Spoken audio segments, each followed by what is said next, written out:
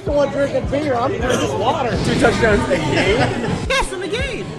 You're tripping. How you high? No, high Super Bowl expectations. I don't know what we're doing in that front office, man. Twiddling our fucking dick. Ryan, I just need you to drink this. Wide receiver trivia. That's what she said. Her. The fuck? Her upset. Are those crutches? You can see Ryan's crutches.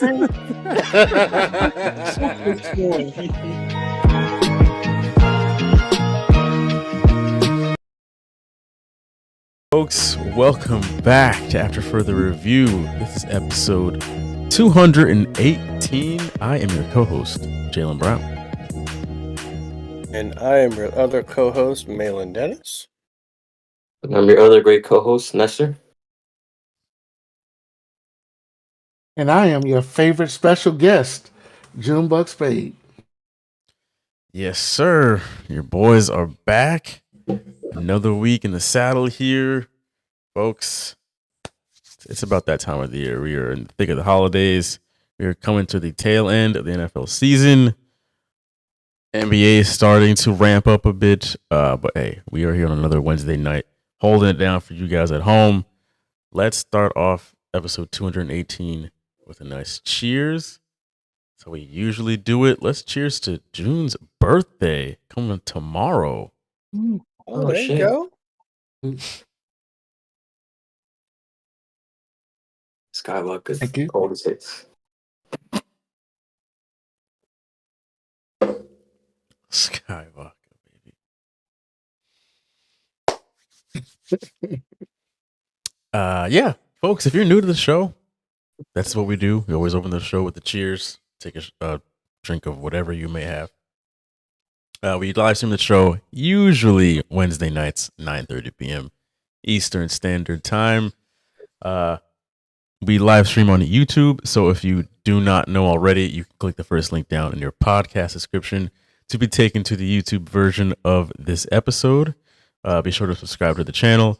That way you can be notified anytime we go live here on Wednesday nights. So with that being said, let's jump into the first topic of the week, which is recapping the previous week of the NFL. And let's start off with probably the most entertaining game of last week, which was Buffalo and Detroit, where the Bills took down the Lions 48-42. And this was an absolute shootout. Great game. June, we'll start with you. Buffalo right now looks like the best team in the AFC. So who do you think is the biggest threat to stopping them from reaching the Super Bowl? I mean, it's always going to be the Kansas City Chiefs. Mahomes just has their number, especially in the playoffs. I will, it depends on the route they have to take to get to the AFC Championship game because, Baltimore Ravens are still out there, which they have trouble with Baltimore too. But it's always going to be the Chiefs until they can prove they can beat the Kansas City Chiefs. Then, as long as the Chiefs are still in the playoffs, they're going to have to face that man. His name is Patrick Mahomes. All right, Chiefs from June. Malin? Yeah, I still got to go with the Chiefs like June. I think that is Buffalo's kryptonite. In the playoffs, they can beat Kansas City in the regular season. We were talking about this when we beat them in the regular season earlier. That's fine. That'll get you a little notch in your cap for the regular season. But everybody is still chasing Mahomes. And there's only been 2 quarterbacks in the AFC that can beat Patrick Mahomes, and I believe that is Joe Burrow and Tom Brady. Those are the only 2 that have done it, to my knowledge, right? So Crazy. I gotta go with Mahomes until someone beats him. I still think it's I think that Josh Allen has done what he needed to do this year, which was show everybody that he could be that guy without someone like a Stephon Diggs. without Brian Dable there. What type of quarterback could he be? But until they can prove it in the postseason, until they are further along than the Chiefs are, at some point, it's always going to be the Chiefs. So he kind of seems like Peyton Manning and Patrick Mahomes is Tom Brady right now. And at some point, I think he'll break through. But I'm not betting against Mahomes until it happens. Yeah, Nestor, your turn. I feel like there's several. I know we argue about whether the Chiefs have a dynasty or not, but there's a couple, years where you have a window of opportunity, and I completely agree with what you and Emmanuel said. But I just want to highlight just how important it is for the Bills to take this opportunity to go to the Super Bowl, because the Chiefs, I don't think I've seen them this hurt, and Mahomes doesn't look right. After that hit he took last game, you got several guys that are hurt, and this is like the best opportunity I feel like the Bills are going to have before this team possibly goes ahead and reinforces themselves next season. So if they don't do it now, I don't see where the opportunity can open up later on. So it's definitely the Chiefs that could take that away from them. And you got to remember, you have a guy like Andy Reid, who's a damn mastermind, that he can get it done in the current state that the Chiefs are in. So, yeah, the Chiefs, I'm going to agree for the most part. I think they are a team that could stop them from reaching a Super Bowl. But I think they, even more so, I really feel like Pittsburgh is a team I could see knocking them off in the right kind of game. Like if Mike Tomlin can get them to play their game, slow them down so it's not a shootout. Because if it was a shootout, forget about it. But if they can slow them down a bit to get into a kick a bunch of field goals, make it kind of sloppy, make it a just grind game where it's just a mess. That's where the Steelers seem to thrive historically. I really feel like the Steelers could give them an even bigger run for their money. The Chiefs, I mean, they did show that they could beat them in the regular season. I honestly think that if they played them in the playoffs right now, I would pick the Bills to beat them. Just going off of what the Chiefs have shown this year, which to me that's saying a lot because like you guys are saying, the Chiefs are the Bills' kryptonite in the postseason for the last this generation of Josh Allen and Patrick Mahomes. So, but yeah, I'd say the Chiefs for sure. I would say the Ravens, but honestly, I'd pick the Bills over the Ravens in a playoff game right now. The Steelers, though, I would take the Steelers in a playoff game over Buffalo. But yeah, let's move on to the next game here, which was speaking of the Steelers, the Eagles and the Steelers. Final score was 27-13 in favor of Philly. June, do the Eagles look like the best team in the NFC right now? No. No, they're not. No, they don't. No, they do not. And not because I'm a Cowboys fan. It's the truth. Not at all. Huh? Not at all. Oh, June. No, I'm being dead serious. When I saw you post it, I was like, okay, let me think about this for a second. Let me give me a hard thought on this. And the truth is, this iteration of Philly, they look good sometimes, but then they fall back into that thing where, the offensive coordinator and the quarterback is not on the same page, and Nick Sirianni is not on the same page defensively with his defensive coaches, and you've seen it. I mean, you saw what was that? You saw that blow up on the sideline they had. This is a team. There's just something missing about this team why they're not the best team. And the simple fact that Minnesota, Green Bay, and Detroit are all playing as well or better than Philly right now. And they look like three complete teams right now. Even though Detroit just lost, they still look better than what Philly does. Okay. And I can see all three of them teams beating Philly in Philadelphia in the playoffs with no problem whatsoever. I just don't feel like Philly's that big of a threat. They look good, but I think when they get into a playoff situation, I think a couple of these teams are going to really take them through the ringer. So, All right, Malin. June.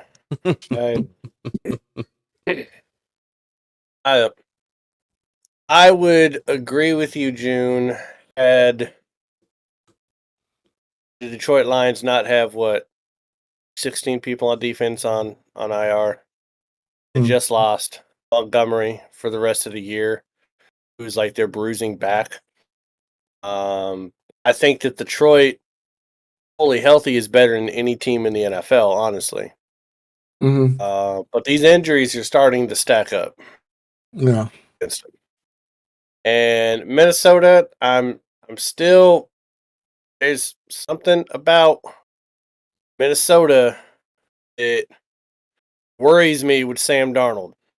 If you were to put up, Hurts, Sam Darnold, and Jared Goff, and put them side by side and ask me, who's the least impressive out of the three, I would probably still have to go Sam Darnold, even though I know that Sam Darnold has good stats. But like I said, man, like Sam Darnold is the herpes of the NFL. He's going to flare up at some point. It's going to be a flare up with the herp.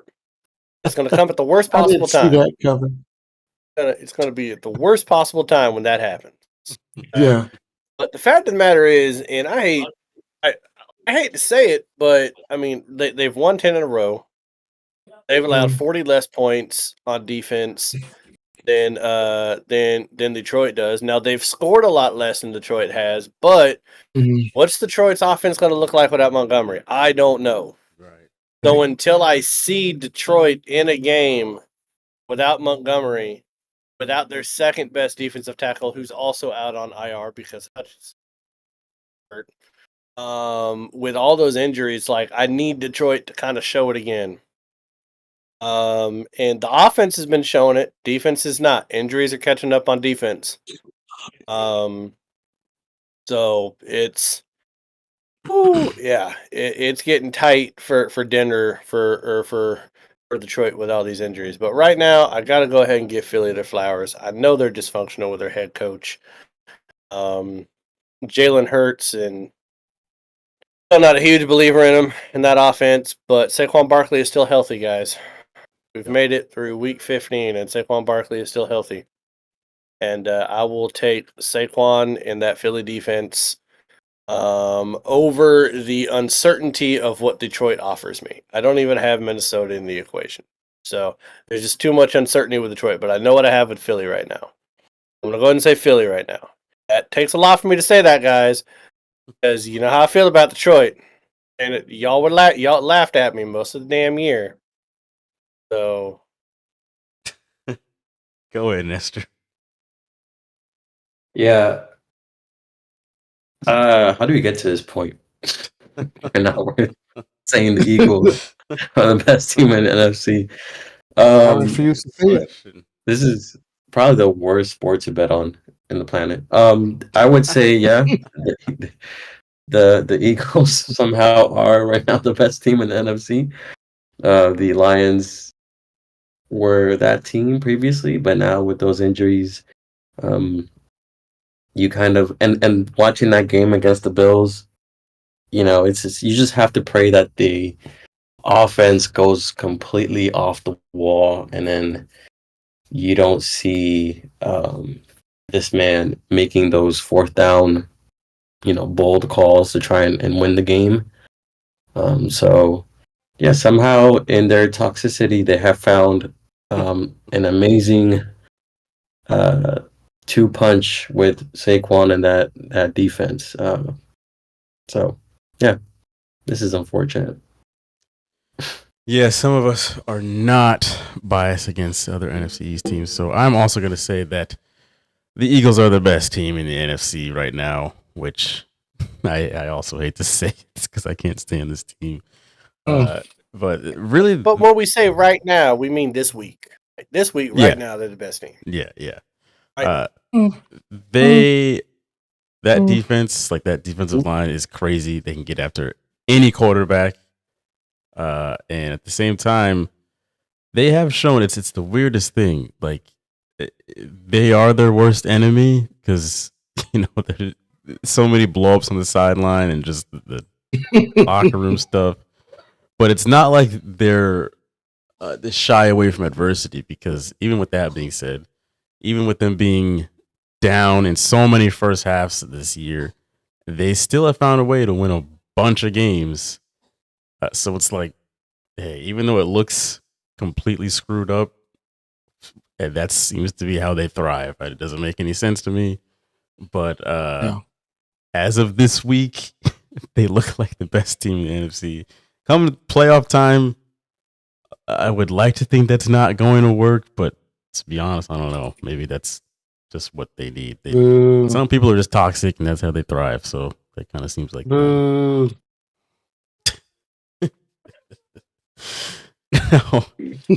let's move to another NFC team here. The Vikings. They beat down the Bears 30-12. Vikings just keep on rolling, man. It's also very strange. But the Bears is what we're going to focus on here, not the Vikings.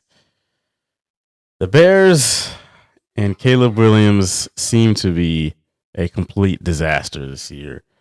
And it's almost as if we're just seeing another repeat of Justin Fields. So my question, starting with June, are the Bears ruining Caleb Williams in the same sense that they did Justin Fields? No, they're not. And I'm gonna tell you why. I see a lot of subtle differences that they did. They've made some concessions for this team, but it's all about coaching. They're gonna have to get rid of this coaching staff. This is not the coaching staff for this team. The Bears defense is not bad. They're not like a terrible defense. They got some players on that side of the ball. They got to get a coaching staff that knows how to coach this team. Caleb Williams is going to be fine. I have no doubt in my mind that Caleb Williams is going to be a guy who puts up big numbers when he has the right coach. Now, if they say, oh, this guy's going to be around for the next couple of years, kind of like Jerry saying about McCarthy, but that's a whole nother subject. I think that if they decide to go with a different coaching staff and they bring in like a Ben Johnson, like if they grab Ben Johnson from Detroit with this team and they bring in the right guys, I think he'll be fine. But they're going to have to do it now. They're going to have to make the decision whether they're going to stay with status quo and just be this team that looks flashy, that looks good on paper but never wins, or they're going to bring in a serious coaching staff that knows how to turn this team around. What the Houston Texans did, what Minnesota did, what Detroit did, they're going to have to follow that same model as two teams in their division did if they want to compete. So I don't think they're doing the same things. I think they want to get better as an organization, but I'm like on the fence on it right now. I got to see what they do next season. So that's why I won't say no. They're not going to ruin. They're not ruining him right now. I want to see what they do next season.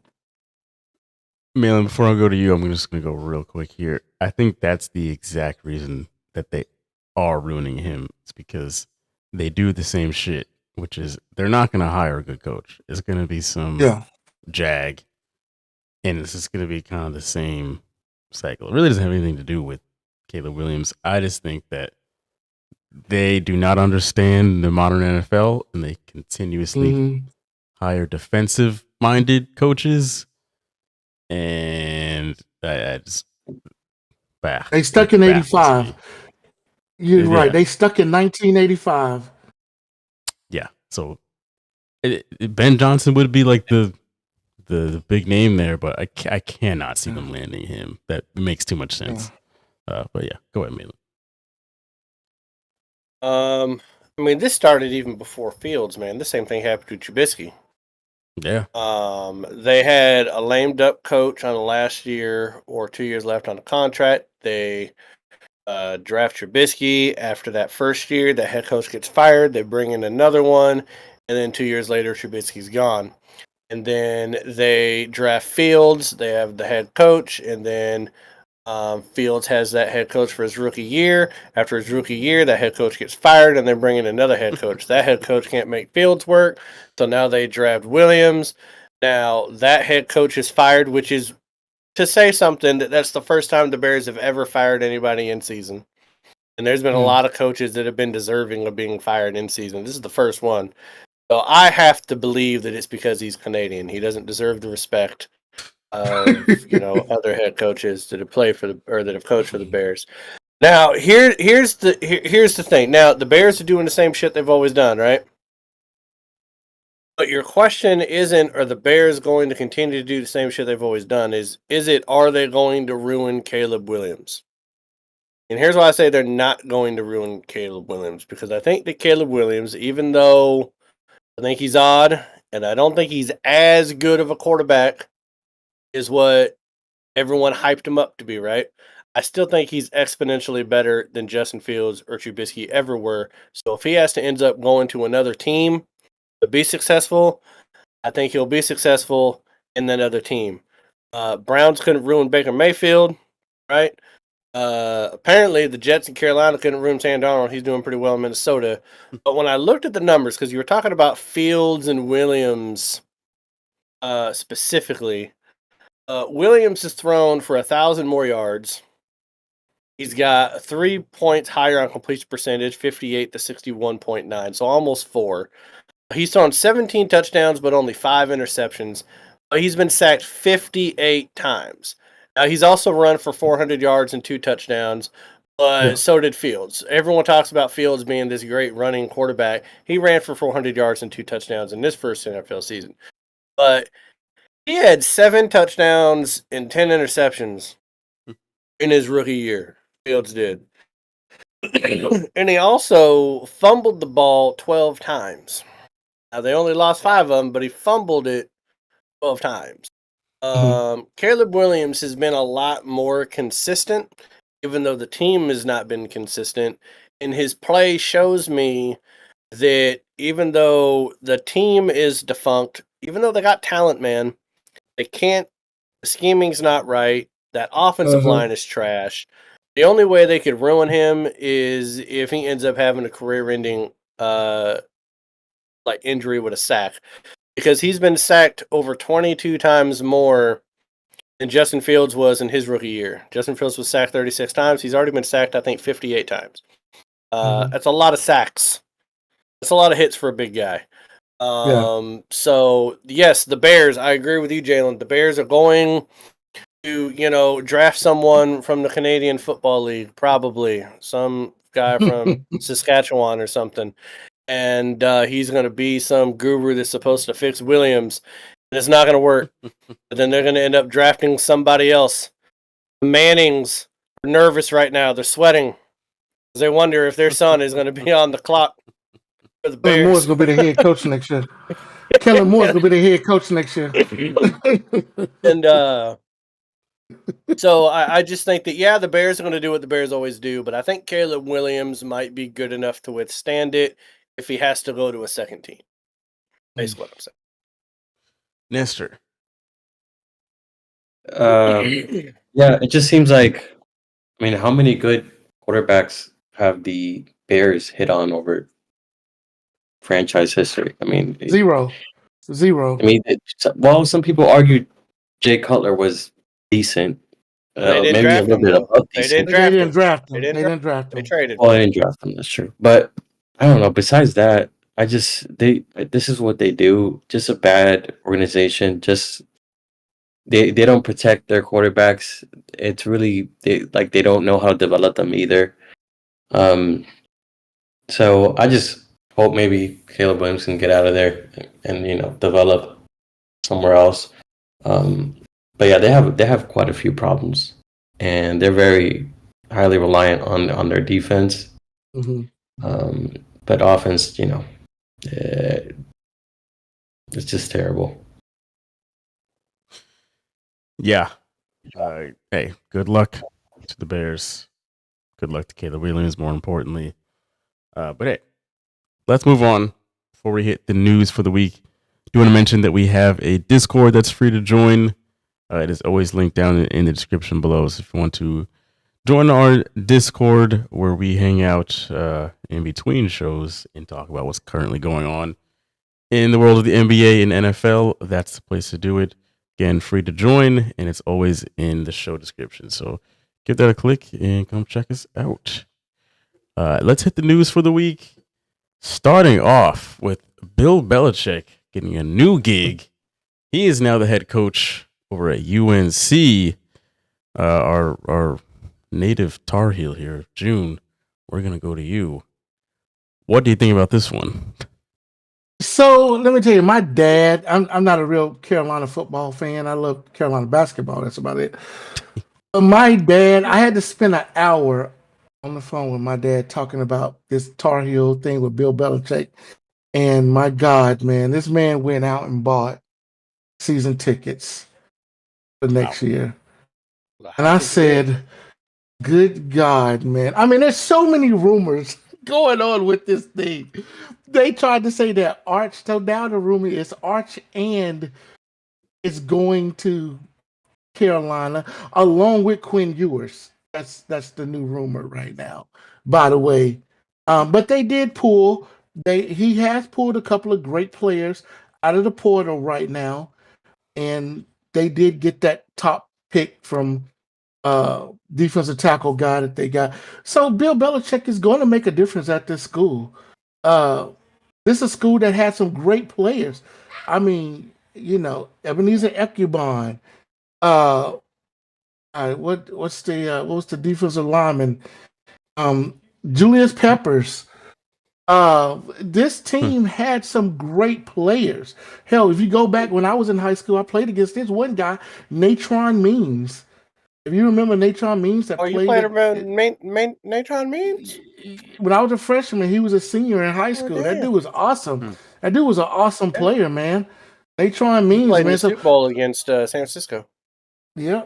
Back in '94, you old as shit, June. Yeah. I just did the math on that, man. He was a rookie in '94 with the Chargers. yeah, man. His birthday's tomorrow. So you were a freshman in what, 89? Yeah. Damn. 88. I was a freshman in 88. 88. All right. Yeah. But no, man. But Carolina has always been on the cusp of having these terrific teams. Look at the quarterbacks they've had. I mean, look at Drake May. Look at Sam Howell. Look at Mitch Trubisky. I mean, Drake May. Hey, Drizzy is off the chain there. Look at your boy. But what I'm saying is, I think that Bill Belichick saw an opportunity to say, you know what? I know business. I know players. This NIL is just like being in the NFL. He can get the players. He can get the money to get these players. Carolina in a couple of years will be sitting in the playoffs. I'm not saying they're going to win the national championship, but Carolina with Bill Belichick will be sitting in the playoffs every single year because that man can, number one, he can coach. That's the first thing.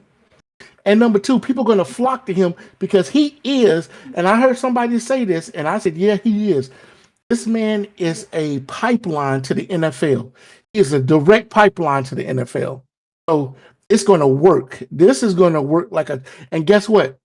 You're going to see more coaches in the NFL after they done with NFL say, you know what? I'm going to take me a retirement job down in college for a couple of years. So this is going to be a trend. Bill Belichick just started a trend. Go ahead, Malin. There's a lot to unpack here. One, I was surprised that he went to college. He's been an NFL lifer. It's not like he started off in college football, went to the pros, worked his way up, or anything like that. Like he's been an NFL lifer. 8 Super Bowls, 2 as a defensive coordinator, 6 as the head coach. 17 wins is it away from the all-time record for most wins in the NFL history? 17 wins. He could have got that 2-3 years at most, even if he went to a bad team. Yeah. He'd have been able to turn around to be decent, I think. I think the reason why he didn't go to the NFL is he wanted full control. If he went to the NFL, nobody was going to give it to him. Right. I think when you're so good for so long, over that long period of time, you don't make a lot of friends in the NFL. There's a reason why his best friend was Nick Saban, who was not an NFL coach. Yeah. Going to college, well, I mean, for like 2 years. And, Belichick beat him, so he didn't care. So going to college, though, there was, and I don't know how substantiated these rumors are. I really don't, but I know it was been out there because they're hearing it because his son is the defensive coordinator for the Huskies right now, which means we're going to be looking for a new defensive coordinator. But one of the terms in his deal, because you remember it said that he had agreed to take the job, right? But then it wasn't announced for a couple days. And they were saying that it wasn't announced for the couple days because he said, yes, I'll be your coach, but you still have to agree to this one caveat, which is that his son would be the head coach in waiting. And he was waiting on North Carolina to say yes to that. And so if that is a part of the deal, then you know what? A lot of people are going to hate on him for it. But kudos to being a man to spend his entire life in football and is in a position in football to help advance his son. I don't give a damn. What father would want to help advance their child or give them opportunities? So if he could do that, good on him. As far as recruiting and transfer portals, listen, if you are somebody that is serious about wanting to get to the NFL and you don't have thin skin, then you could play for Bill Belichick. And he could turn it into a pipeline like Nick Saban did Alabama. I worry about how long he'll do it for. I don't know how many more years he has left in him coaching, but I believe he has what it takes to do that, just like Nick Saban was able to do in Alabama. But Nick Saban was a son of a bitch to play for, and I think that Belichick is going to be the same way. NIL deals aside, Arch Manning is not going to North Carolina. No. Ewers is, and it's going to piss me off, but Ewers is going to end up in Oregon. We all know it. They're just going to keep buying QBs in their last year of eligibility. Just it's going to piss me off, man. And so I don't know, man. I don't know that he'll be around long enough to build him into a program that can win a national championship. But I think he'll stay around long enough to make him good so his son can take over. Yeah. Let's see if he fucks it up. So that's kind of my take on it. I wish that he was in the NFL. I think our generation deserved to see that history be made somewhere with him getting that wins record. They could have got it in Dallas. Yeah, could have got it in Dallas. Nah, man, y'all gonna get Kellen Moore. You're gonna get rid of McCarthy, and they're gonna hire Kellen Moore. I'm disconnecting. I'm about to disconnect. I just said that pissed him off. But yeah, good for him. Let's see what good old Bill Belichick can do in college. And before you go on, when you said that about him helping his son, how many jobs did Don Shula get Mike Shula? And he was terrible. Oh yeah. And Mike Shula was absolutely horrible. Ass. Okay. But that's what you're right. In fact, I think Mike Shula was the head coach of the Browns before Belichick was. And or was Mike Shula the coach of the Bengals? No, he was the Bengals. Yeah, he was the coach of the Bengals. Yeah. Yeah, to me, just real quick, this was just, I wasn't expecting that at all. And it just crazy how in less than a year it went from like Belichick was inevitably going to get a new head coaching job in the NFL to a college job instead. Like, and it sounded like the only actual interview he had was that Falcons interview, and they ended up going with Raheem Morris. Like, that's just, it's crazy how fast the NFL changes and just how quick people are like, you had a heyday, you are a GOAT, without a doubt. But you know, Mhm. you are not really catered to this current NFL, and no one wants to give the keys over. Mhm. Like, come on, we've Right. seen what you do as a GM. No, thank you. And that was clearly one of his demands. He wants to be the chef, the grocery shopper. Mm-hmm. Like he wants to wear all the hats, and teams are And smarter than that. He gets to do that now. So yeah, he's got He gets that to do it there. now. So we'll see what happens. But I also Mhm. think he'll very good chance where he'll kind of set things up for success over there at UNC. But I can't see him staying there for very long. And like Malin said, I could see his son taking over once they are a bit more established as a football powerhouse. I say he takes a freshman class to a senior class, and that's it. I think that's what we'll see. Yeah, And- that sounds about right. And another thing, Jalen, one thing that wasn't making a whole lot of sense to me was I know his son was the defensive coordinator for Washington football, but the amount of time he spent at the University of Washington Mhm. and meeting with Jed Fish, the head coach, the other coaches, learning the college game. He had an office at the athletic department in Washington. He had his own office where he would break down film for the Huskies and then meet with coaches. Like, and he was doing it unofficially. He wasn't getting paid, but like he was around the college year like the Mhm. whole time, and he was around college and not the pros. Like it was. I always kind of wonder. I was like, why is he not doing something Yeah. like what Saban's doing on College Game Day? Why is he not doing something like that NFL wise? Because whenever you put a microphone in front of him on any of those NFL network specials, anything like that, it was golden, man. Like he was great. Yeah. So he could have been good at it. So it makes a little bit more sense now why he was spending so much time around Mhm. college. And I don't think it was just because his son. I think he was trying to figure out, like, is this something that I could be interested in wanting to do? So Right. it's interesting. Any Yeah. thoughts, Nestor, before we move on? No, simply, is he? You know, I watch sometimes. I get some clips on TikTok of Pat, and his show, and it's funny, like seeing it's always Aaron Rodgers complaining about something week after week. I'm like, this is such a close knit circle. Like it's always Yes. Aaron Rodgers, I guess, on the show just complaining about something. And then you have news like this. So hey, good for North Carolina football, I guess. Yeah. There's already some kids going over there. It's obviously going to attract some talent their way. So good for them. All right. This next one, we're going to start with Malin here. I feel like it's only right. Falcons Mhm.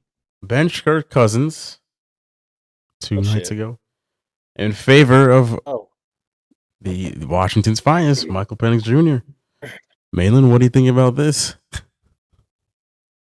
Great. best quarterback in the draft. Told y'all before the draft. Told y'all after the draft. 10 years from now, he will be regarded as the best quarterback in the draft. Mm. Better than Caleb Williams. Better than Jaden Daniels. Better than Mhm. Bo Nix. Now, Bo Nix is going to have a hell of an opportunity to succeed with Sean Payton. I could see a Patrick Mahomes, Andy Reid-esque thing going on over there with Denver where he could end up successful because after Bo Nix's first, 4 games, he started playing better. He's kind of slipped a little bit. I think that happens with most rookie quarterbacks when you go into the last 4 weeks of the season. They're not used to playing an 18-game schedule. They're more mentally and physically tired after 12, 13, 14 weeks than most, than your normal NFL player is. And so I think that's why you've seen a little bit of a dip in some of these rookies' plays. And I told y'all when the season started, at some point we were going to see Michael Penix. At some point we were going to see it. And then he had that 500-yard game. Somebody said that we weren't going to see him this year. I don't know who that was. It was one of y'all. But then I don't think that person thought that, Kirk Cousins would go 5 games without throwing a touchdown. I mean, this should have happened 3 weeks ago, to be honest with you. Should have happened 3 weeks ago. They're still 7-6 or 7-7. They're 1 game out of first place in the division. And there have been reports for weeks that players are going up and doing anonymous interviews saying Michael Penix is the best quarterback in this building. He can throw the ball better than Kirk Cousins. He can throw the ball better than any other rookie. And I think he's going to surprise some people by the end of these 3 games. And they're not even tough teams. If you guys look at who they're playing, Yeah, they're not playing tough people. They're playing anyone, aren't they, Dune? they play. Are they playing anyone? No, They're playing anyone. no, at the they time? playing the Giants. They're playing the Giants, the Commanders, and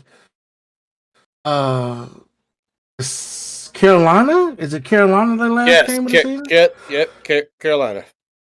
Yeah, so they got I a mean, chance to. Yeah, I'm just saying that for you to put Kirk Cousins on the bench and say you're moving forward with Michael Penix, Oh, Yeah. this isn't even just we're just throwing him in now, but we're going to Michael Penix moving forward. Yep. I think this puts the Falcons in a good spot of winning the division. They only have to tie Tampa because they have the tiebreaker against them because they already beat Tampa twice.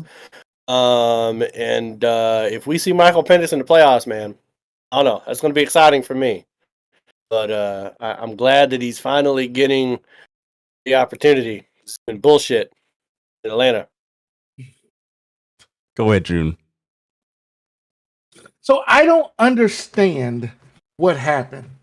Because last week we talked about it. We all kind of agreed it was a mixture of Kurt, the defense, the offensive play calls, and things like that.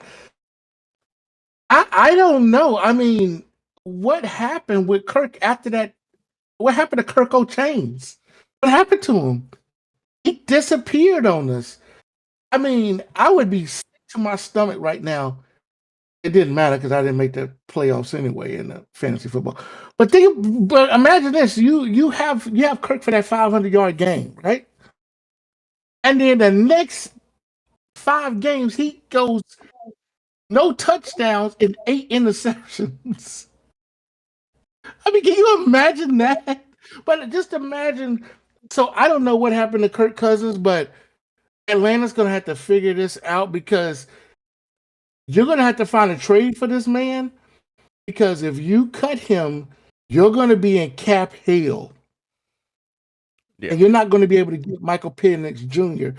the help that he's going to need going forward. And it's just going to hurt that young man. So they're going to have to figure out what they're going to do with Kirk Cousins. This was a shock to me because I thought Kirk was in it for the long haul. Matter of fact, not only did I not think we were going to see Michael Penix Jr. this season, I didn't think we was going to see that man for the next couple of years. Okay? Cool. That's how good I thought Kirk Cousins was playing. But my God, man, shout out to Raheem Moore for making a tough decision. Hey, you got to make that tough decision sometimes. So shout out to the Falcons for going for it. And you're right, Malin. They play 3 teams and I know that the Commanders are playing decent. The Commanders are not a good football team. I don't want nobody to ever to think that the Commanders are not good. He can beat all 3 of these teams with ease. And the one thing I'll say, June, is that I think that Atlanta looked at what the Denver Broncos did with Russell Wilson, and they ate the money for Russell Wilson, yet got themselves a starting quarterback as a rookie, which they have in Michael Penix. Okay. They've been drafting well. I mean, Mooney, London, Pitts, who they still haven't been able to figure him out. But you got Bijan Robinson at running back. The defense is solid. That general manager is good at drafting. So if they can continue drafting well, there's not really a whole lot of money you got to put out there in free agency to bring more people in. You just need the right play callers. I think Raheem Morris is a hell of a coach, Raheem Morris. But I mean, there's a lot more talent on Atlanta than there is Denver. And somehow Denver has figured out to put themselves at a 94% chance of making the playoffs with a rookie quarterback and paying Russell Wilson, $53 million this year? Mm-hmm. I mean, it can be done. It can be done. And Arthur Blank is not getting any younger. Oh, I don't think he really gives a shit what happens to his money at this point, as long as they're winning on the Yeah. field. I don't think Right. he cares who he's paying. Yeah, this just goes to show how fed up they were with Kirk Cousins because, just last week we were just talking about, or maybe it was 2 weeks ago, we were talking about like if Penix was ready, they would already have gone to him. So they must have just been completely tired of Kirk. Like they knew they had to make a change. But I will say, if we do rewind to like preseason, I think a few of us did predict that by Thanksgiving, Michael Penix would be in. So we're a little late, but hey, here we are for the end of the year. Here we are. Michael Penix is now the starter. So. Right. There was one person that was very adamant that he wasn't going to play this year. Person. I've already said it was me.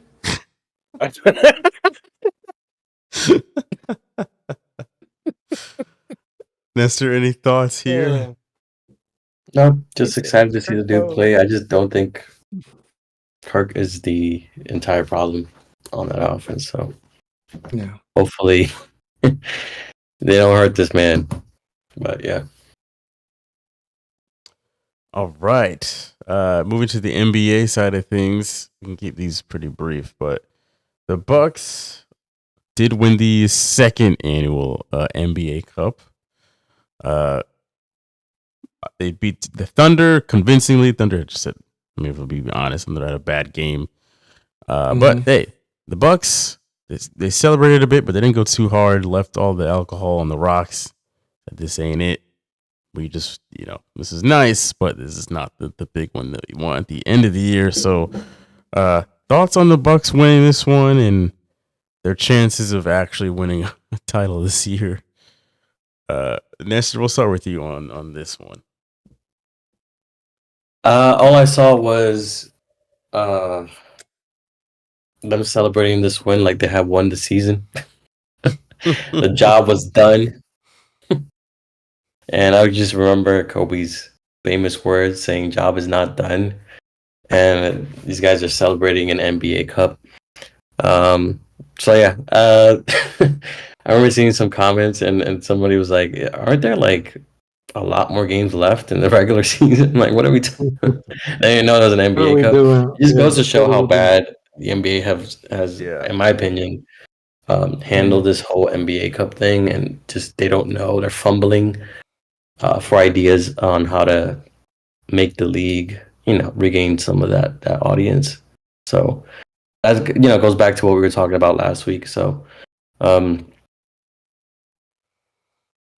don't know, man. What was the question again? On the Bucks? It wasn't really a question. No, it's just what your thoughts are. No. Yeah, I don't. You know what? I don't think they're gonna do half as good as they did for the NBA Cup in the actual season. That's my prediction for them. Yeah. Damn. Malin June.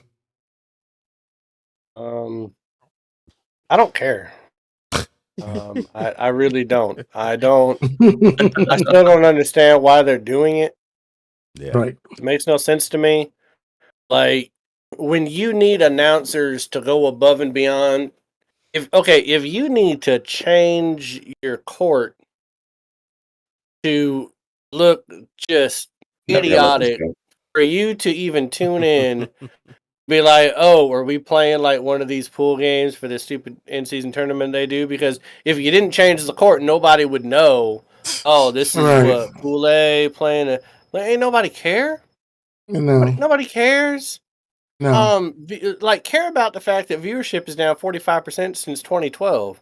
Yeah. Care about what the NBA is going to do post LeBron James, because we're looking like a post Michael Jordan where viewership was down 56% for the 3 years following Michael Jordan's retirement until the Lakers started winning championships. Start caring about that, NBA. Yeah. Like, this NBA Cup ain't it to get people to tune in the middle of the season, because nobody is going to care about the NBA Cup during NFL and college football. Right. It's just not going to matter. On the NBA Cup out there ain't going to matter. So I don't care. It's stupid. I just wasted more time in my life talking about it than it's worth. So I agree. I find it to be just a waste of time. The time of the year ain't it. The reward, it's basically a cash prize, ain't it? I did hear the idea that whoever does win this, like they should get it a win or two added to their win total, No, it's which just stupid. I actually like that idea. I think it gives an incentive to make this more interesting. But yeah, that's just me. So they play 82 games, but credited for 84 or something. Is that what they do? Right. It is. Yeah, Yeah, but I mean, but it then kind of reminds when- me. It reminds me what Major League Baseball did to make Oh, the people watch the All-Star All-Star game. Remember that? Whoever wins the Yeah. All-Star game is the home They got field. I was home field like, advantage. oh my God. I think It's like Yeah. they created a problem and now they have to fix the problem. Like they created this problem. Yeah. Like it's as Right. boring and unneeded as the All-Star games, but now they're stuck with this problem trying to figure out how to make it relevant. And I was Yeah. like, you didn't need it. Like you've created Yeah. a relevancy problem to something that Yeah. wasn't there 2 years ago. Like, what are you doing? I You think want they to make should, it relevant. they Go should ahead. I'm sorry. they Nash. should do what they do in European. Maybe this is not going to save it at all. I mean, but whatever. They could try this. In European football, they have these type of cups. They call it like different cups, but there's like, what they do is they space it out throughout the whole season instead of just Mhm. like finishing it by fucking November. Yeah. They can space this out, same bracket, same format, and then once you're Yeah. hitting the playoffs, you could have like a final of this NBA Cup, and it's more indicative of what might happen in the playoffs, so people Okay. will tune in. And you see those rivalries, like the two top teams. Maybe I don't know. I know I barely paid attention to NBA Cup, but you could have two really good teams face off in the final NBA Cup, and then you can potentially know they're gonna probably face off in the NBA Finals as well. Yeah. So you can see that rivalry play out. It Yeah. just doesn't make it work when you're using regular season NBA games to do this. Like in the MLS, when like the Sounders go play in the CONCACAF or something like that down in South America, Yeah. like they pause the league, Yeah. they go play their tournament, and then they come back. If you wanted to do this in-season Mhm. tournament, pause it, do your tournament in Vegas, okay? And then go back to the league. But the problem is the players aren't going to want to do that because they're going to want more money, and the NBA doesn't want to pay them more Mhm. money. But doing it in the current format is just idiot. And I thought that it was going to be really hard for Adam Silver to come up with an idea. It would be dumber than the way he looks when he does press conferences, but he did it. He came up with something. He showed us that the front of the face is not as dumb as what is hiding the brain. So, I mean, it's not good. Oh, so there's 30 teams in the NBA, right? Should be 32, but Am I yes. right? Yep. Is it 30 or 32? I can't remember. No, it's 30. There It should is be 32 because I'm 30. saying Okay, that okay. my Okay, sonnet should have So already you come think back. about this. You could take the top. You take the 5 major cities. If you want to do this NBA Cup, you take the top 5, the top 6 cities, or top 5 cities. Put 6 teams in each of those cities, and for like 1 week straight, you play like a little tournament. Okay. And you have a tournament in each of those cities for 1 week, and then the final 4 comes together. The final whatever comes together. There's a tournament, kind of like the NCAA tournament, but you start in different cities. Yeah, but If you want to do this little in-season tournament, you could do that. You could do that whole. You could do Yeah. a whole tournament bracket Well, thing. they should, in but the different problem cities. is that they don't. The players don't want to play it, June. Like they already But- are but- doing but league it- management. They don't want to play the extra games. They don't want to play the No, less games. these aren't in the extra regular games. season. These games are within the flow of the season. You're just gonna go play a couple Yeah. of.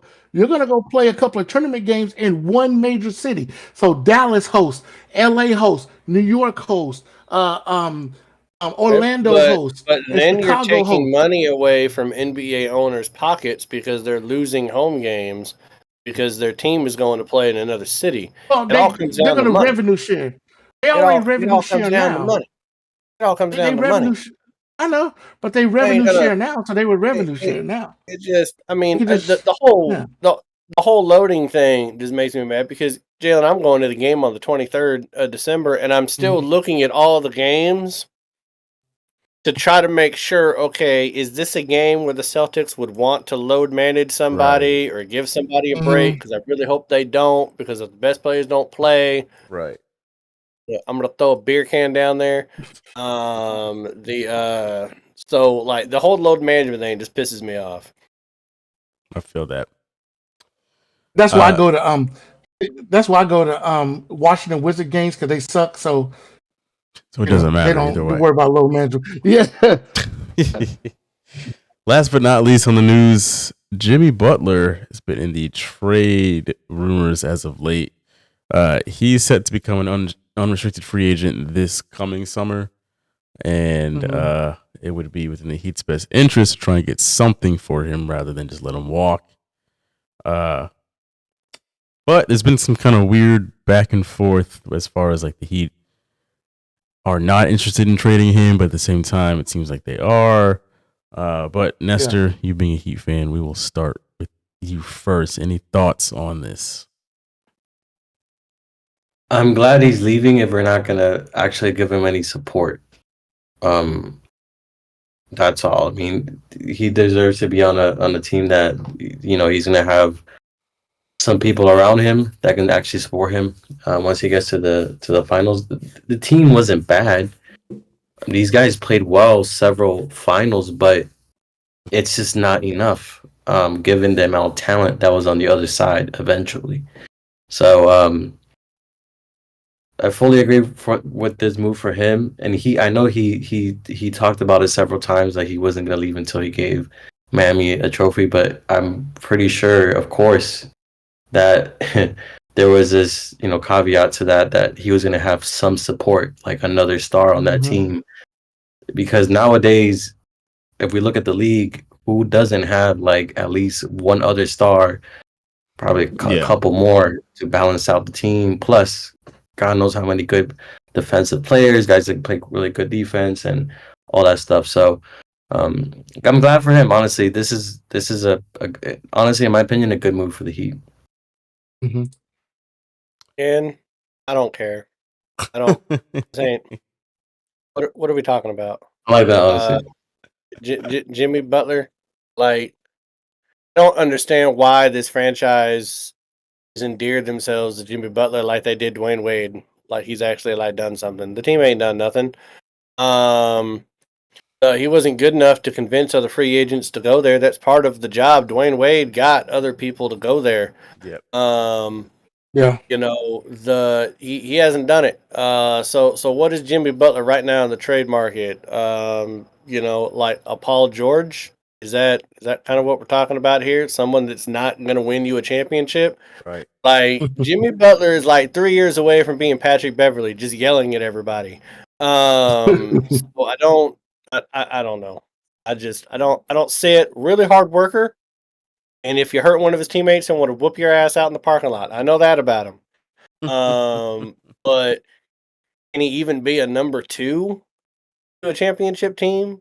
No, I think maybe he could be a number 3. But as far as loyalty to the Heat, damn, if Dame says that he was willing to leave and he went to Milwaukee of all fucking places in Portland, anybody's game.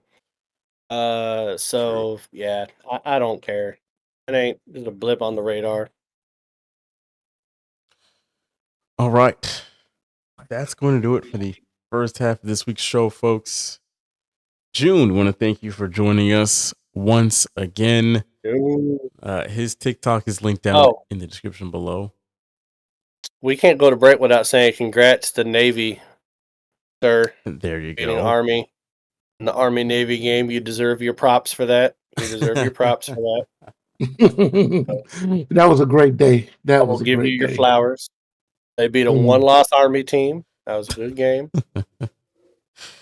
Yeah, folks, we're going to go to a break. It's going to be about 10 minutes. So if you want to sit tight or grab a new drink, something to eat, whatever, we will be back in 10 minutes with the one, the only G Money back on the other side. So we will see you soon. Money. Peace.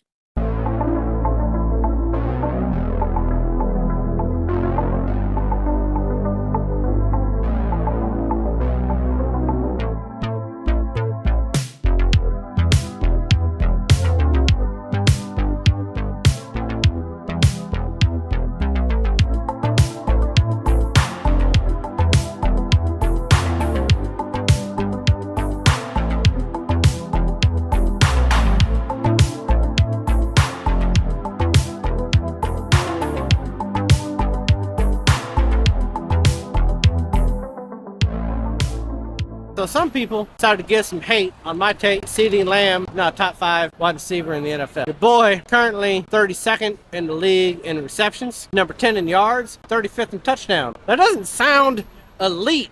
There's 32 teams in the NFL, and this man is below 32 in 2 out of 3 major categories. So go ahead, Cowboys fans. Blame Dak, blame McCarthy, but your boy CeeDee Lamb is not even a top 30 wide receiver in 2 out of 3 categories in the NFL. You have Tom Brady on your bench, Nestor? Yeah. How do you have on his roster? That might be one of the reasons why you're trash, man. I did that when I was already eliminated. There was one week where Tom Brady got more points than Travis Etienne. Etienne, there was a week he got negative 0.2 points. I think my team is still a good team. You're eliminated, June. Oh, am I? Yeah. Am I eliminated? You're eliminated too. We're all eliminated. Oh. Except for G Money. I'm not doing shit then. What was that noise? Take a shot. Too much on. Rise up. Oh! Come on, let's go. Somebody got to win. Who wants it? How bad do you want it? Oh, you got it. Here we go. Right line. Oh, not tonight, sir. Why is it that everyone is just unanimously assuming that Lamar Jackson is running away with the MVP race right now? Lamar Jackson, 68% completion, 2,300 yards, 20 touchdowns, 2 interceptions, 500 yards rushing, 2 touchdowns. I'm looking at Josh Allen, 64 completion. He's got over 2,000 yards. He's 17-2. And he's only got 260 yards rushing, but he has 3 touchdowns. I think it's a lot closer. Baltimore has a better running back. I don't think that Shakir or Coleman or Kincaid are better than Flowers and Andrews, likely. Lamar Jackson has better weapons around him. Josh Allen is keeping pace with less around him. And I think that it's like a 1A, 1B right now between those two.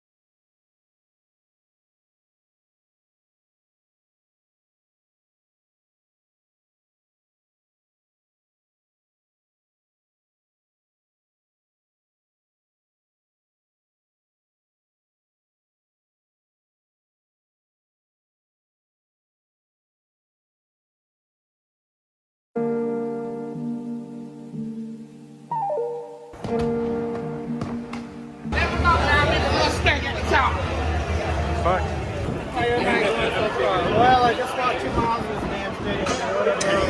Can I get a Miller Lite, man? Okay. I like it.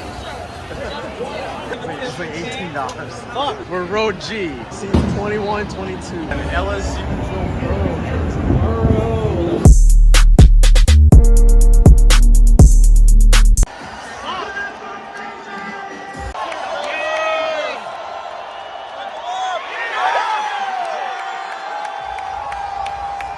I apologize. Oh, drinks. You're good. You're good. I want to know what happened to Baltimore's defense. Bucks ain't this good.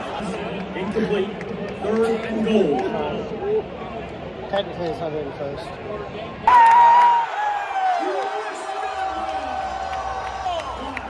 Holding. Bring that shit back. You're a wizard.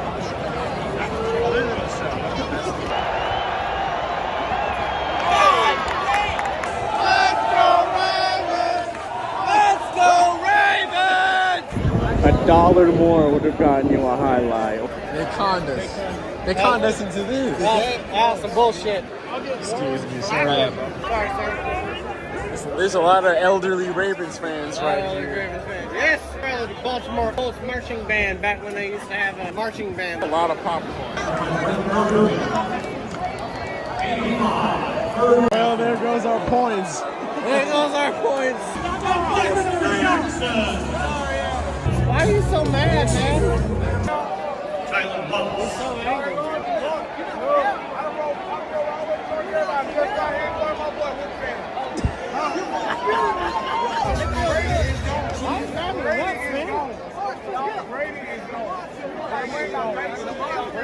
They're going to the exit.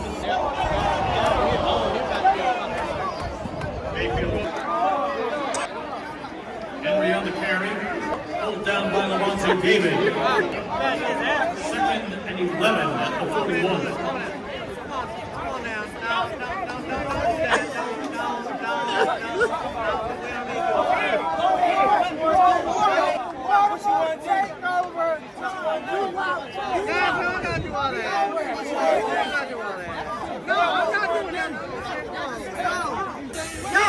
Y'all lucked out with Brady.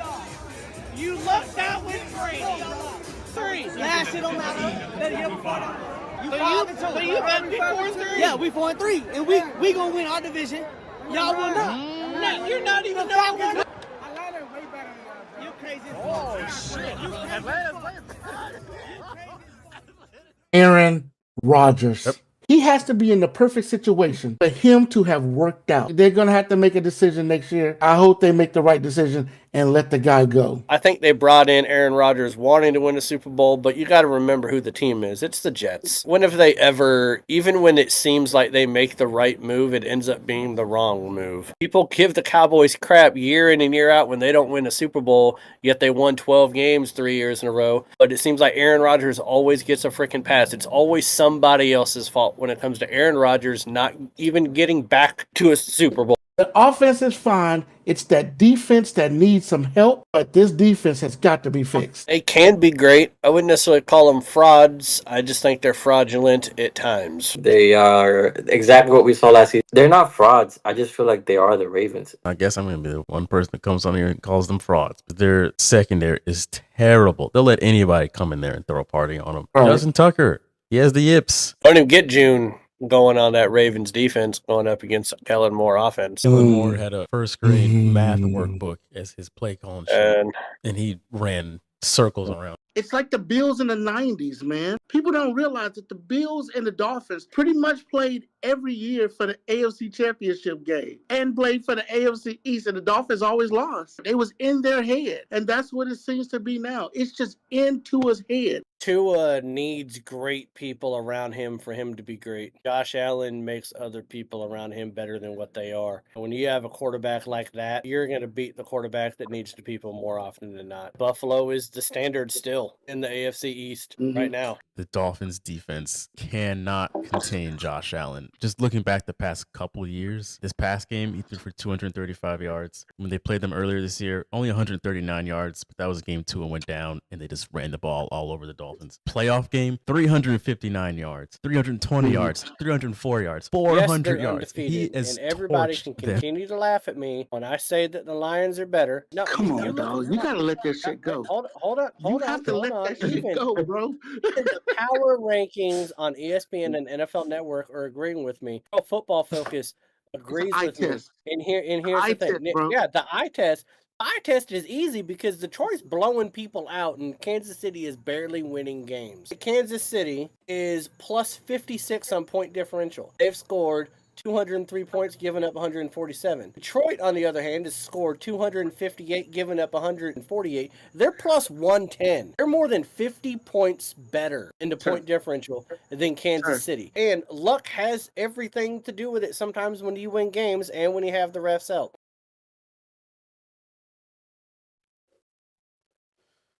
Welcome back, folks. Welcome back to your favorite show on the internet. This is the second half of AFR episode 218. We are joined by your absolute favorite, G Money. G Money, what's going on? Yeah. Hopefully, better picks than last week. I want to apologize to anybody that decided to use any of my picks and bet money on them because you now can't buy Christmas gifts. Kind of sucks. But that is why they call it gambling. Yes. Yeah. We will get to that in just a minute here, but let's start off the second half with a nice cheers to get things off in the right direction.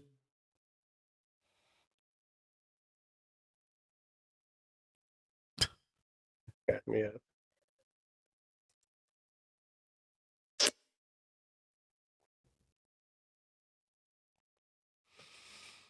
All right. Let's hit the next segment of tonight's show, which is making some playoff predictions here. So as we get into the final few weeks of the regular season, playoff picture is starting to take shape, and we now know, at least in the AFC, we have the Chiefs, Bills, Steelers, Texans all clinching playoff spots already, with 3 available spots open. And then in the NFC, we have the Lions, Eagles, Vikings clinching. So there's 4 spots open in the NFC. So I want to just go around and each one of us give a prediction for each conference on who we think is the 3 teams in the AFC, the 4 teams in the NFC. They're going to take those remaining spots. So if you want to start with the AFC, G Money, we can start with you first. Which 3 teams do you think are taking those 3 open spots in the AFC? Much as it pains me, I think Denver. I'll look at Baltimore, and I got 2 more. After that, probably maybe the Chargers, but I don't know. They're kind of faltering towards the end there. I mean, it's like you see the finish line, and all you got to do is make it, and they're stumbling, bumbling around. But I'll go with the Chargers being like 3 seeds out of the West, 2 out of the Central. I don't see Cleveland Cleveland isn't making it. Cincinnati's not making it. Indianapolis, I'll go with Indy. So I'll go Baltimore, Denver Chargers, and Indianapolis.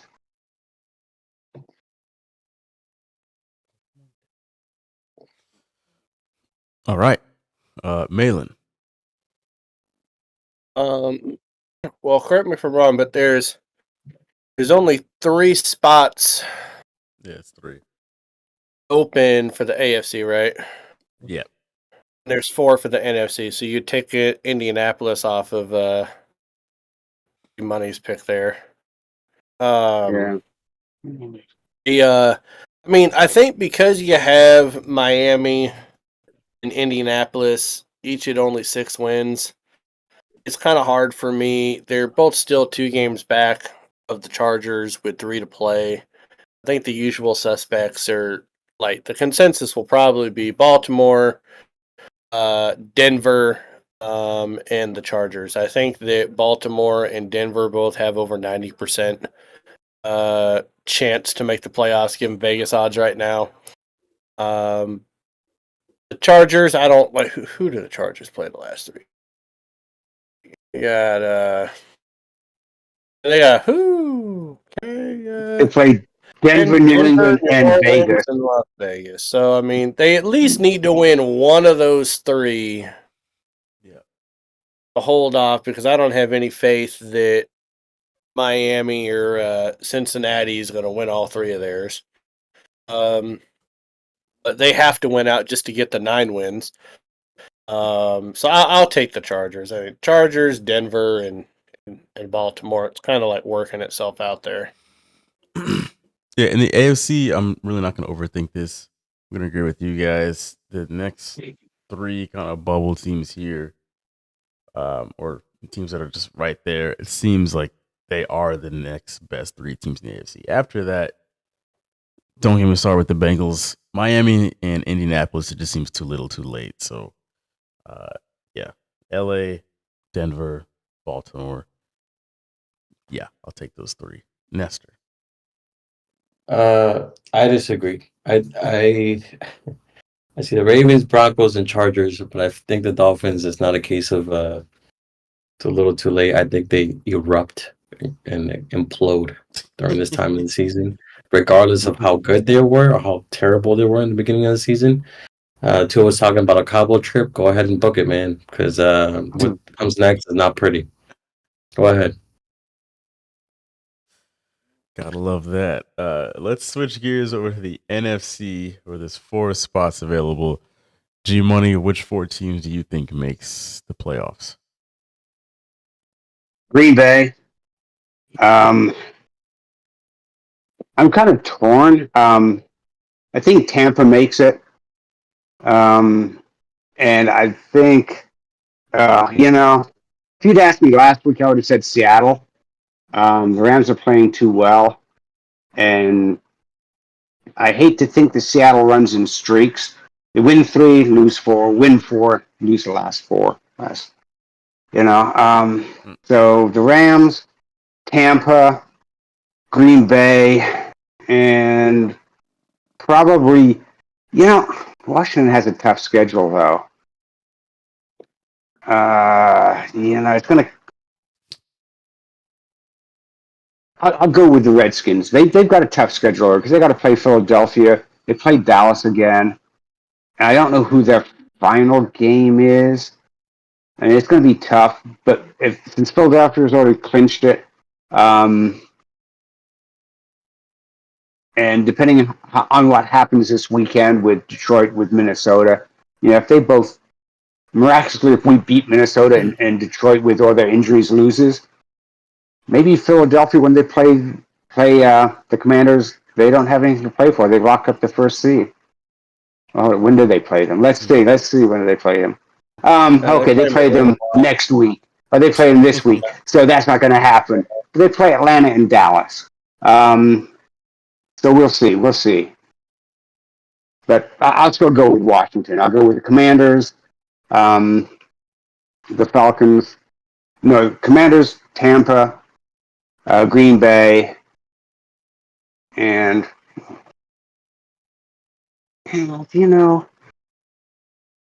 maybe Penix balls out. I mean, they've got a good defense. They've got solid. Oh, damn it. Wait, who are the 3 you have so far? I had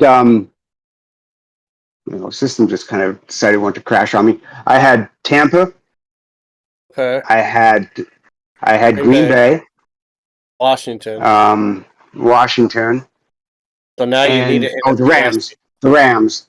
I'm going with the Rams. They're playing well, and we're not. I'm just gonna I have a feeling. I'm just gonna agree with you, Money. Just swap out Seattle for LA. The other 3, I definitely think those 3. I feel very confident on those 3. But the Seahawks, I know that a little down right now, but I'm gonna stick with my guns and what we've been talking about this past month. I still like their chances to come out of the NFC West and make the playoffs here over the Rams, who I don't know. I feel like they're just kind of riding high right now. But yeah, that's my prediction. Go ahead, Malin. Okay. Hear me out on this. First off, I'm going to go ahead and say Seattle, just because I can't do it, Gary. I see the fact that, the Rams have won like 6 out of their last 8. I get it. I know. But Seattle's good enough to get some streaks going too. We should have won that last game against the Rams, and we didn't. It was within our grasp of getting that W, and then Geno did some Geno things. I know that, but I still can't I just can't not pick the Seahawks. Okay, I'll take the Seahawks. I'm gonna take Green Bay because they're 10-4. I take Tampa Bay because right now they're leading the division. I think Tampa has a really good shot at winning out and being 11-6. Their schedule very much favors that. As far as the last wild card team, hear me out on this. I'm taking the Falcons. Because I'm taking the Falcons. I think that Washington, for this to happen, Washington would have to lose 2 out of their last 3. Right? And the Falcons would have to win 2 out of their last 3 so that they had the same record. The reason why they would only have to have the same record is because on the 29th of December, the 2 teams play. Atlanta and Washington plays. Whichever team wins that game, I believe is going to be in the driver's seat for that last wild card spot. Because I don't think that Washington's going to beat Philly. And I do think that they could possibly beat Atlanta, but I'm going to go and chalk that up to a loss. They'll probably beat Dallas at the end of the year. But the Falcons have the Giants, Washington, and Carolina. I have to assume that the Falcons are good enough to beat the Giants and Carolina. It comes down to that Washington game. If they have the same record, they beat Washington, they're in. Picking the Falcons in that last spot. And that might be just a little bit of wishful thinking. Just want to see Michael Penix play in the playoffs. Nestor. I got Green Bay, Commanders, Bucks, because I learned not to bet against the Bucks. They're gonna try and find a way to get into the playoffs for no reason. And then I got the LA Rams. Jalen and I got to go to a playoff game, right? Yeah. Exactly. Only LA Rams, just because their schedule looks a bit easier. That's the only reason. If I feel like if Seattle had the easier schedule, I'd pick Seattle. But yeah, Rams. All right. I'm liking everybody's list. A lot of similarities here. Curious to see if the Falcons can sneak in though. That would be fascinating. With Penix, that'd be awesome. Cool. All right, let's switch gears to the last segment of the week, the Ride or Die in 5. Folks, this is where we give you the best 5 sports bets to make this weekend. The best, Skip. very loosely. Last week, we all went 1-4 besides Nestor. He had a goose egg. It was a bad week. It was a bad week over here. That's not good. Yeah, so let's just jump right into this week's games, try and turn this thing around. Let's start off with, we got Saturday games back. That's how you always know that the season is nearing the end, when the Saturday games are back. So Saturday at 4:30, we've got the Steelers and the Ravens. And the Ravens are at home, 6-point favorites. G Money, let's start with you. Usually I do some research, look at things, and go, okay, that's where they're trending. But after last week, I decided to just drink heavily and kind of just put the games up on the wall and spitball them. So in doing that, I got Baltimore -6. Again, I'm going to take Baltimore at home, even with their shitty defense. I like it. I like the just throwing shit at the wall. I'm going to go the opposite. I'm going to say Pittsburgh +6. These divisional games, especially AFC North, seem to always play each other tight. And if you're going to give me 6 points to the Steelers, I will take them. So, yeah, give me the Steelers +6. Malin. I think Nick Wright said it best today on FS1, where he said that Lamar Jackson playing everybody except Kansas City and Pittsburgh looks like a Hall of Fame quarterback, one of the best that's ever played, 80% winning percentage. Playing against Pittsburgh and Kansas City, he looks like a younger version of Kyle Orton. He has more interceptions than touchdowns, under 60 completion percentage, less than 25% wins against these teams. I don't know what it is about Pittsburgh and Kansas City that he can't get over the hump over Andy Reid and Mike Tomlin, and it's scary to think that both of those teams are going to be in the playoffs, and he's going to have to play one of them in the playoffs. So he better get it right, but even if he does, it's not going to be the tune of 6 points. So I'm taking Pittsburgh in the +6. All right, Nestor.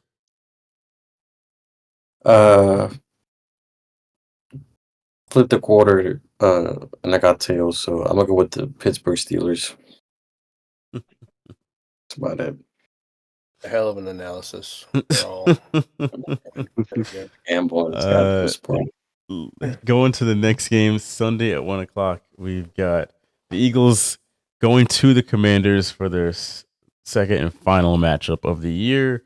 The Commanders are 3.5-point underdogs at home. I really, really wanted to pick the Commanders and the points here. But with the way the Eagles have been playing as of late, I think they're going to win this probably by a touchdown on the road. They've just been playing really, really good ball as of late. And the Commanders have kind of come back down to earth. They still look good, but they don't look great. They don't look how they looked in the first half of the season. So, Eagles cover on the road. I will take that. The Steelers is a big thing for me. Like seeing how they handled Pittsburgh, I was like, damn it. Yeah, Philly's pretty legit. So, yeah. Go ahead, Malin. Yeah, considering I just did that whole soliloquy on how the Falcons are going to be the 7th seed in the playoffs, I can't then say that the Commanders are going to win this game. So I'm going to take Philly and the -3.5, kind of back myself into a corner there.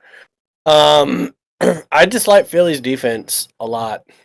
And Daniels has not been playing as well as he did his first half of the year. Like you said, not bad. But I just think Philly's just kind of muscling people, like they're bullying people at this point.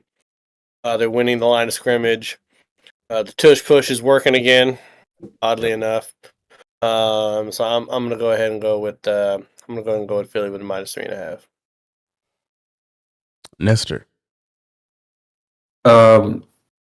Yeah, I like I mentioned earlier, I like the way Saquon Barkley has been playing this season. Their defense is not bad. They found some things that work there, and I think they're gonna make another statement against the Commanders this week. So yeah, give me Philly. And G Money. Well, yeah, throwing shit up on the wall when you're drunk.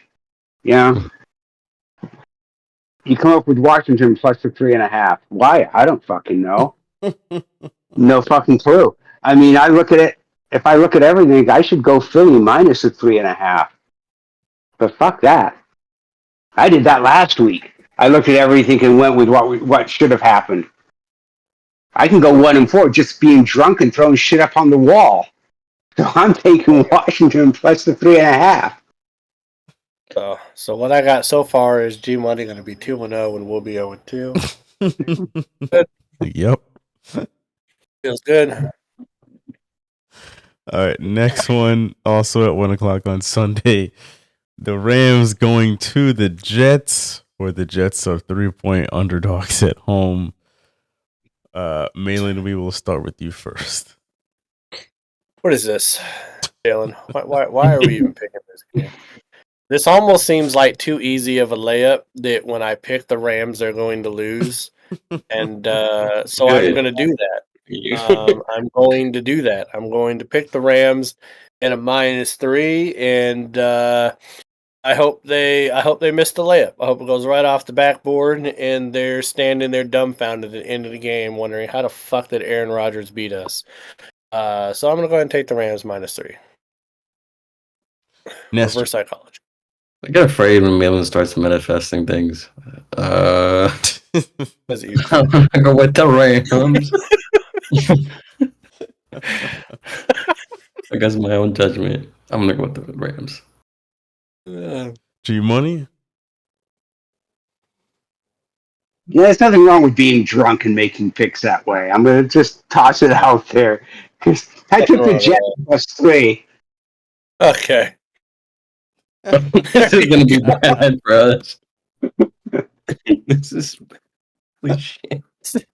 I'm getting nervous. I'm getting nervous, guys. I am unfortunately going to take the Rams to cover on the road.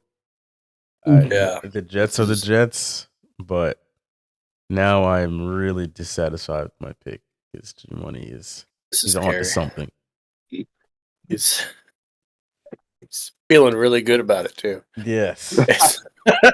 You know. Next game, we'll start with Nestor first here.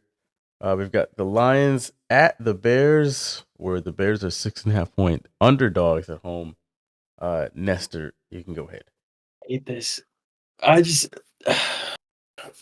You know what? I feel like Chicago will keep it within a touchdown, which is good enough for me. So give me Detroit. Chicago will just do their, typical good Bears defense. But eventually, Caleb Williams is not going to be able to keep up and do absolutely nothing. The Bears defense is going to give up. So give me Detroit. G Money. Alcohol can make you do many things. Make you dance if you can't dance. It makes you talk to women that you would never talk to. And in this case, it made me take Chicago. That's this. I don't like this. Oh. I am not taking Chicago here. I'm sorry, but I think that the Lions are much better.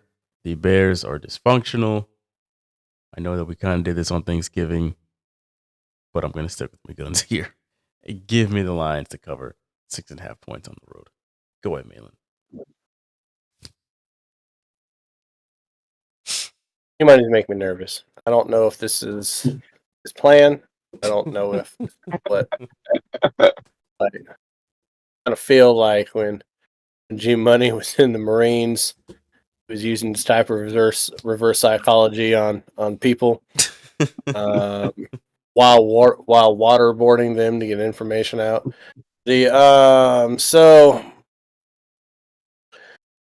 Yeah, even with all the injuries that Detroit has on defense, if they were playing anyone other than Chicago, I would be worried about that team putting up a lot of points on this defense. Even without Montgomery, I think that Gibbs and that offense is still going to be able to put up more than enough points to beat them by 6.5 points. I think Detroit's going to want to make a statement in this game that they are still Detroit and they still should be feared despite these injuries. And so give me Detroit in my 6.5. All right. Last but not least, Sunday at 4:30, we have the 49ers going to Miami, where the Dolphins are 1.5 point favorites at home. G Money, we will start with you.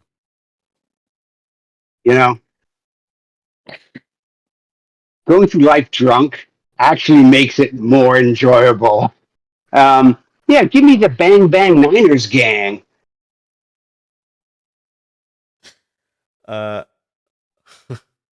I am also going to take. I can't. I'm going to take the Dolphins to cover the 1.5. I'm sorry. Even though both are like technically still in the playoff possibility here, one of them seems a little more likely than the other, which is Miami. Take the Dolphins to cover at home. Go ahead, Malin. I don't like the way this is shaping up. I don't feel good about it. But because I've been drinking too. Like G Money's not the only one making drunk picks here. Right. But I look at, Seattle beat the Niners. That defense can't be that formidable if my Seahawks beat them. Bosa's still not playing. They're down to their fourth string running back, the Niners are. Deebo Samuel is saying he's just not getting touches yet, dropping the ball. Kittle's still doing Kittle things, though. But I still think Miami still has something in the tank. I think Miami's going to win this game, so I'm taking them minus 1.5. Nestor. Yeah, I think McDaniels is like, 5 and 11, or I don't know. I saw his stat. Whatever. They're terrible at this stage in the season, and I don't trust them. Not even at home. The way they got taken care of by the Cardinals early in the season. Taken care of. Babysat by the Cardinals. I don't trust them. Give me 49ers. I hate this team. Malin, All remind teams me, are- you took the Niners or you took No, I Yeah. took the you took the Dolphins. Dolphins. It's you and me riding on all 5 of them. Esther Yeah. just wants to hedge his bets and not go 0-5 again. He wants to have an opportunity to win a game. Yeah. So to recap, we all took Pittsburgh plus the points on Saturday besides G Money.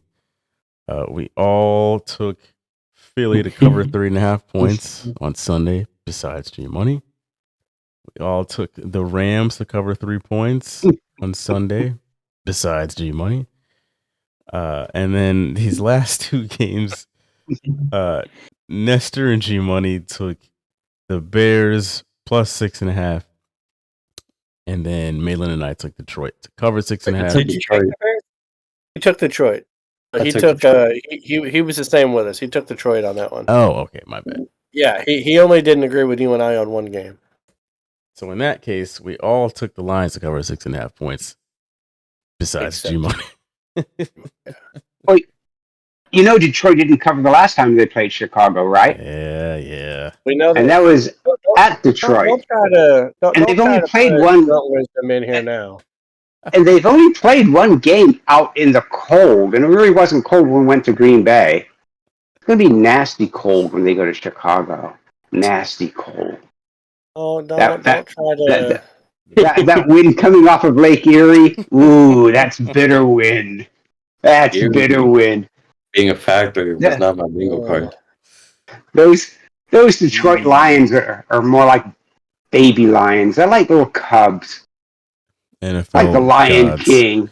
we need you to reset and get this thing back on track because we're throwing things out of whack right now. So, yes. Well, that's going to do it for this week's show. I think that was a nice, complete, well-rounded show. We had some NFL in there, obviously, some NBA for whatever that was worth. Anything else you guys want to mention before we call it a night? I will say, if any of you have the opportunity to get this Whistle Pig camp edition, it's really good. It is really good. Well, if you go 5-0, Gary, I'm buying a bottle.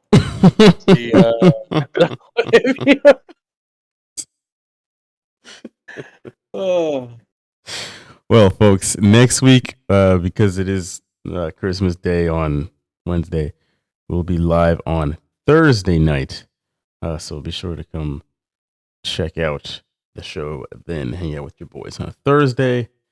Besides that, though, hope everyone has a great weekend and a very Merry Christmas, because like I said, we won't be talking to you until the day after Christmas. So have a good one. We will see you all next week for our last episode of the year. So, yeah, we'll talk to you all next week. Peace. Merry Christmas, everyone. Peace. Peace. Peace.